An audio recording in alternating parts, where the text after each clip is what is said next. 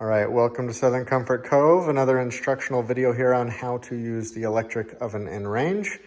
It's pretty simple to use the oven. Just click here on bake or broil or keep warm. So I'll click on bake, set your temperature, and click start to start preheating. Once it's done preheating, it'll let you know by beeping.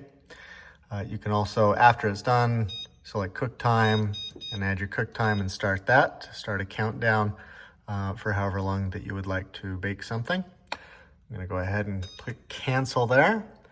To use the range top, you would just use these knobs here by turning the dial to the desired heat setting.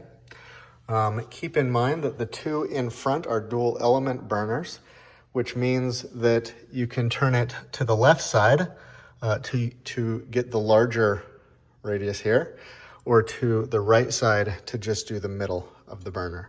So if I turn that to the right side there, you'll see that just the middle will turn on and get nice and hot. So you'll want to keep your pans on there. And after you turn them off, of course, the top will stay hot for a while, and it will let you know that the cooktop is hot until it is fully cooled, so please be careful.